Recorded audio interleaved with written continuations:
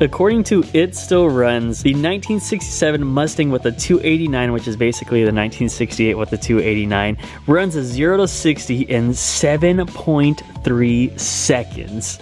I did not know how slow it was back in the day, and actually if you go ahead and click here, it was one of the quickest back in the 60s. The actual 0 to 60 mile per hour acceleration time for the 1967 Ford Mustang 289 was 7.3 seconds, which was one of the fastest cars on the road sold to consumers at that time. 7.3 seconds Beverly could possibly do the 0 to 60. We are going to test this 52 years later to see what she can do. I honestly want to push for 6 seconds. I know it's going to be a lot, but I think we could fit in a 6-second 0 to 60 on Beverly here. I have faith. I really do have faith that she could go ahead and do it. As you guys seen in the past, which if you guys not seen already, make sure to check it out. We did the Dyno.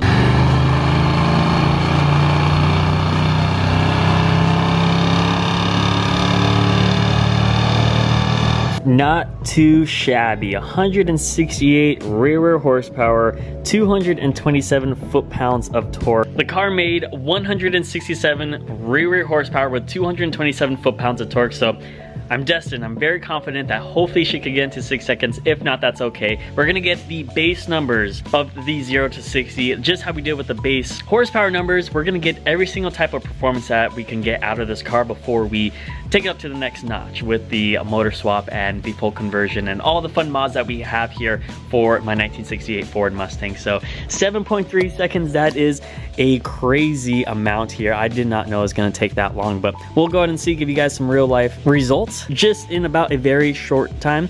But first we need to go ahead and check all the fuels, make sure that this car is ready to launch from 0 to 60. Let's go ahead and check this oil. Again, this oil has never been changed since I got it, and you guys see here, it's looking at a pretty good amount. It can't really focus, but it says full.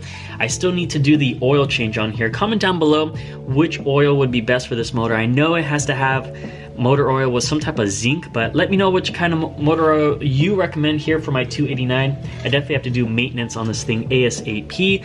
I also need to wash it, so washing is gonna be pretty cool.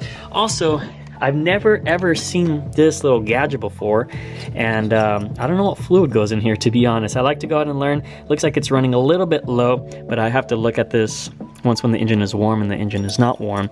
So let me know what type of fluids go into this bad boy. And then the last fluid that I need to look at is the transmission, which takes a little bit of leaking, which it is leaking. I need to fix, but it does not look bad at all, as you guys could see. It is past the full line, so all the fluids look good to go. I do need to do a full fluid change just because maintenance is going to be a must on these older models, because you never know when it's gonna break here. So I swapped out the brake fluid when we did the rotors.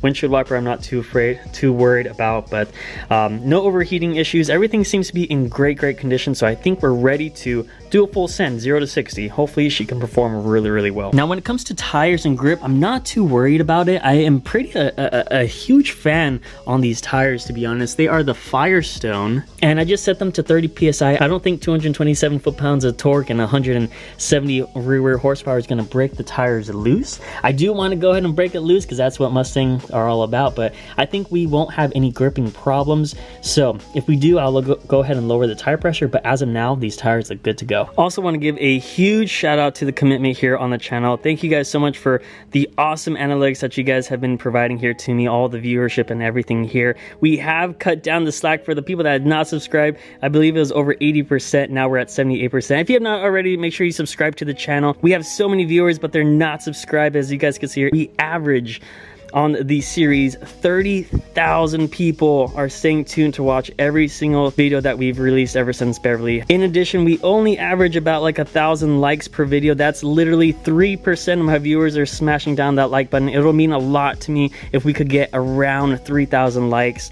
at least 10%. That would be so cool out of the average of 30,000 views per video. So make sure you slam the like button, subscribe down for more, and watch as much of the video as possible. Thank you so much for the dedication that you've been providing adding here to the channel. It means the world to me, and we're continuing to grow and we're continuing to shine light on this 1968 Ford Mustang. So thank you guys so much. Let's get on with the video.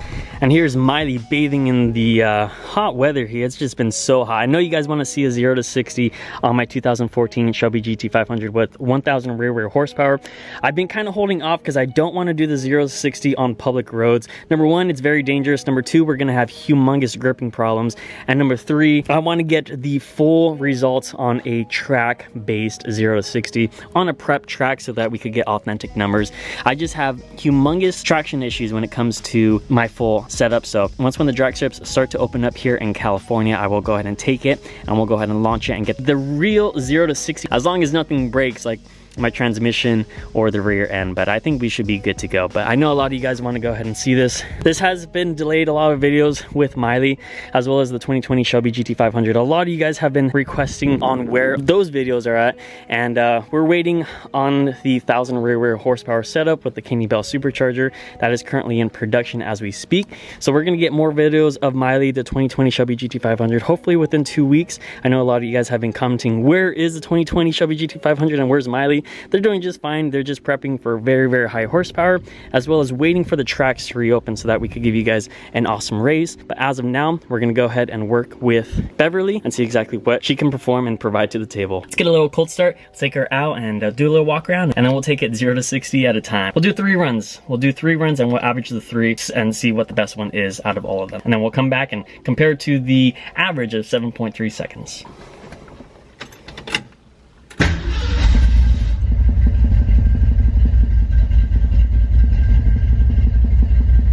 Started up right away. I also filled up with a fresh 91 octane gas. I still have to fix my gas gauge, but we got some fresh 91. Hopefully she performs well. Here she is. I know she's dirty, but let's just get a quick little walk around of it. Miley, Beverly. I think if we did like a mile race and gave Beverly like a 3/4 mile head start, I think Miley would still catch up. That'd be such a fun one. I think a better matchup is if we put the 1968 Ford Mustang up against the 1988 Porsche Carrera Cabriolet. That would be pretty cool. I think this thing would win in a straightaway, but this on any corner would absolutely terrorize this thing. Probably even the Shelby GT500. But yeah, that would be pretty fun to have. But let's just do a quick little walk around. I got exhaust coming on the way. I got one of my first favorite few mods. I'm gonna go ahead and keep that on the low. I don't want to spoil any surprises. Listen to her purr, boys.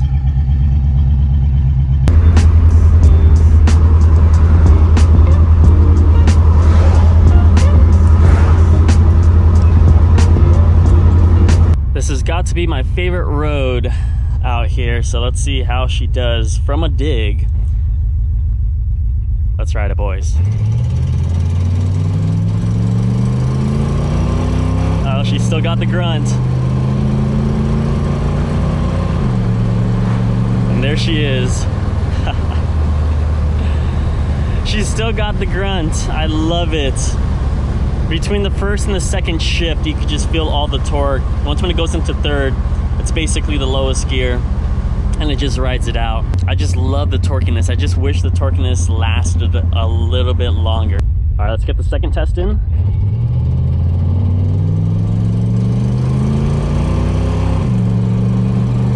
Torque, you gotta love it. There it is. I love it. It's so much fun. It's that first to second shift that really grabs you and throws you in your seat. I mean, 230 foot-pounds of torque, that's pretty good, especially for this car at this caliber. And I can't complain. All right, here is the last test, a wide open road, exactly what we needed. And best out of 3. Let's go ahead and see her last results.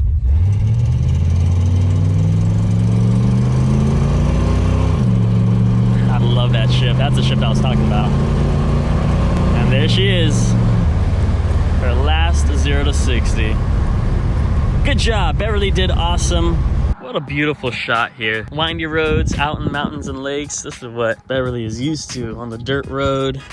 But she did pretty good on her first time. First 0 to 60. She definitely needs a wash really bad. Yeah, I cannot wait to finally give this car what it deserves, what it needs, a nice wash. A nice detail, nice ceramic, nice paint correction. We'll do that next. I'm trying to get her as dirty as possible so I could give you guys a video that's very satisfying with the full cleaning process.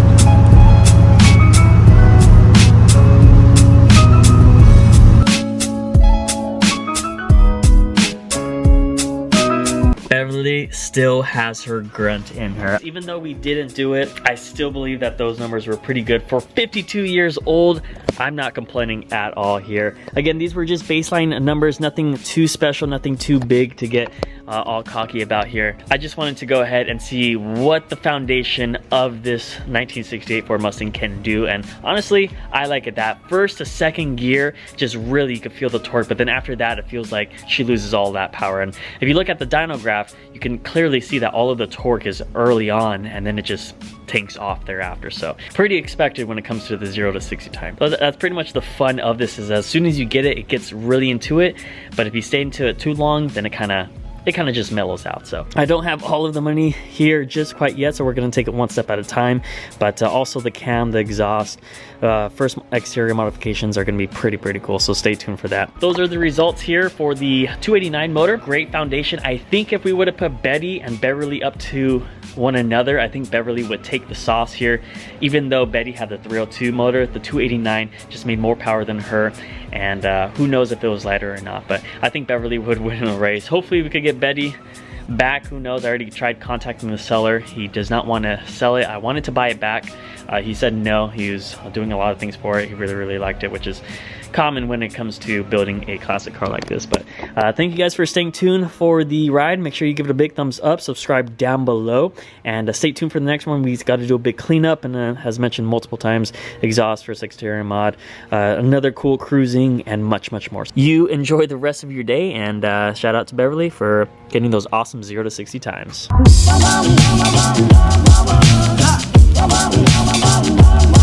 I'd like to.